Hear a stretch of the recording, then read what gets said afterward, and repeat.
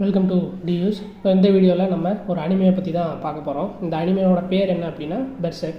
So ஓப்பனிங்கில் வந்து ஒரு ஆள் வந்து பார்த்திங்கன்னா ஒரு பெரிய வாளை வந்து பார்த்திங்கன்னா நெருப்பில் காட்டி சுற்றியில் வச்சு அடித்து அந்த வாளை வந்து பயங்கரமாக ரெடி பண்ணிகிட்டு இருக்காப்புல.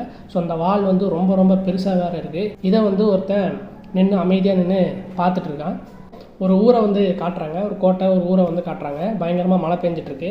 ஸோ ஒரு கருப்பு ட்ரெஸ் போட்ட ஒருத்தன், அந்த பெரிய வாள் கொண்ட ஒருத்தன் வந்து பார்த்திங்கன்னா அந்த ஊருக்குள்ளே மலையிலேயே நினச்சிக்கிட்டு வந்து அந்த ஊருக்குள்ளே போயிட்டுருக்கான். ஸோ அப்போ வந்து பார்த்திங்கன்னா ஏதோ ஒரு பார் இருக்குது போல். ஸோ அங்கே வந்து அந்த பார் டெண்டரும் அங்கே குடிக்க வந்த ஒருத்தரும் பேசிகிட்டு இருக்காங்க. குறிப்பாக அந்த குடிக்க வந்த வந்து பார்த்திங்கன்னா நல்ல செய்தி எதுவுமே இல்லையா, என்னால் முடியல, அதுவும் குறிப்பாக இந்த கிரிஃபிட் வந்து கிங் ஆனதுக்கப்புறம் என்னால் எதுவுமே முடியல அப்படின்னு சொல்கிறான். ஸோ அவன் அந்த பேரை சொல்லும் போது இந்த பார் டெண்டர் வந்து பயப்படுறான். டேய் சும்மாறா, யாராவது கேட்டுற போகிறாங்கன்னு சொல்லிட்டு. ஸோ டக்குன்னு பார்த்திங்கன்னா ஒரு 4-5 ரவுடி பசங்க வந்து ஒரு சின்ன பொண்ணை வந்து அடித்து தள்ளுறானுங்க. இந்த பொண்ணை வந்து பார்த்திங்கன்னா ஒரு மாதிரி டார்ச்சர் பண்ணுறானுங்க.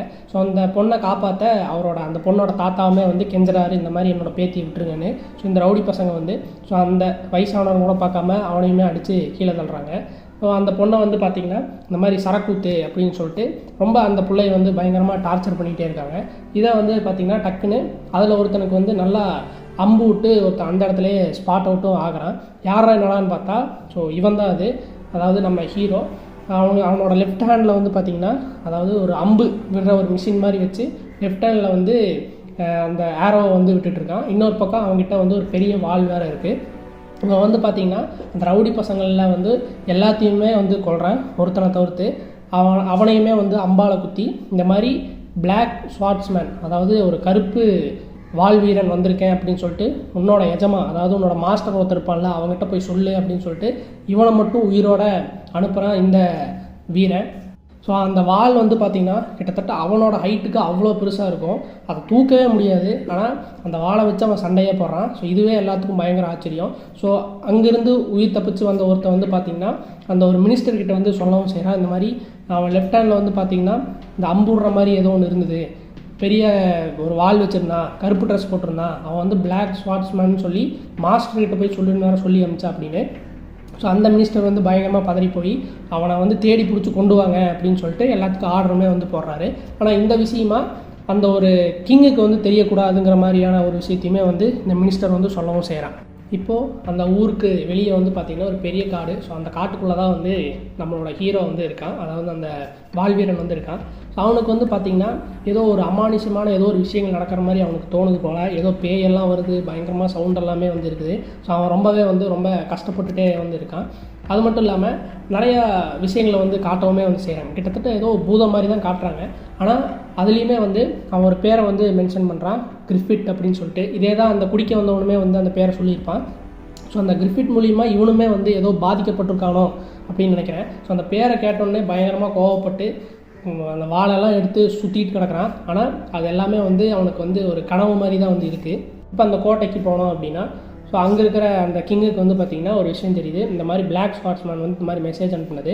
ஸோ இது வந்து மினிஸ்டர் வந்து இவன்ட்டு சொல்லவே இல்லை. ஸோ அந்த மினிஸ்டரை கூப்பிடு அப்படின்னு சொல்லிட்டு அந்த மினிஸ்டரை கூப்பிட்டு வந்து என்னென்னமோ பேசுகிறான். அந்த மினிஸ்டருமே வந்து ஏதோ சொல்லி சமாளிக்கிறாப்புல.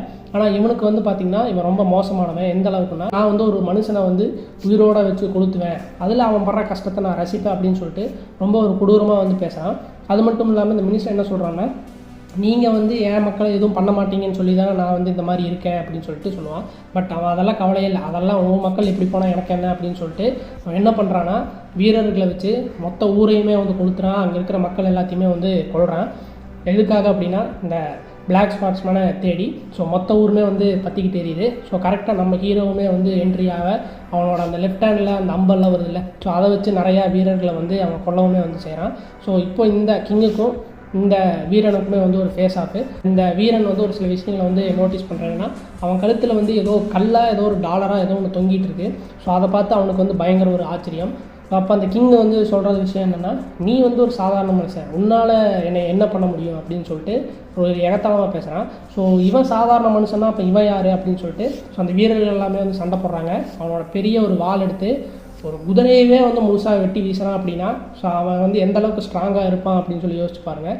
அது மட்டும் இல்லாமல் ஸோ இந்த வில்லனையுமே வந்து அடித்து ஒரு மாதிரி சாய்ச்சிட்டான். அப்போ தான் வந்து அவனோட ஒரு முழு உருவமே வந்து தெரியுது. கிட்டத்தட்ட ஒரு மனித ரூபத்தில் இருக்கக்கூடிய ஒரு பாம்பு. ஸோ அவனும் அவ்வளோ பெருசாக இருக்கான். ஸோ இவன் வந்து ஒரு மான்ஸ்டர் அப்படிங்கிறதே தெரியாமல் இவனுக்கு கீழே நிறைய பேர் வந்து வேலை செஞ்சுட்டு வந்திருக்காங்க. ஸோ இப்போ மறுபடியும் 2 பேருமே வந்து சண்டையுமே வந்து போடுறாங்க. ஸோ அப்போது கடைசியாக நம்ம வீரன் வந்து பார்த்திங்கன்னா இந்த வாள் எடுத்து ஒரு போட ஸோ அவனை வந்து பார்த்திங்கன்னா அந்த வில்லனை நீ எப்படி மக்களை வந்து டார்ச்சர் பண்ணி கொன்னையோ நான் அந்த மாதிரி தான் கொல்ல போகிறேன்னு சொல்லிட்டு ஒவ்வொரு அம்பா அவன் மூஞ்சிலேயே விட்டு அவன் வந்து கொல்லவுமே வந்து செய்கிறான்.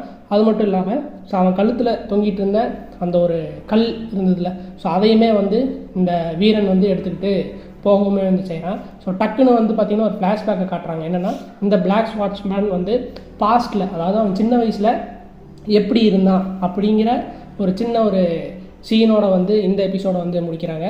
ஸோ நெக்ஸ்ட் எபிசோட், அதாவது எபிசோட் 2ல் என்ன நடந்தது அப்படிங்கிறது வந்து நம்ம அடுத்த வீடியோவில் பார்ப்போம். தேங்க்ஸ் ஃபார் வாட்சிங்.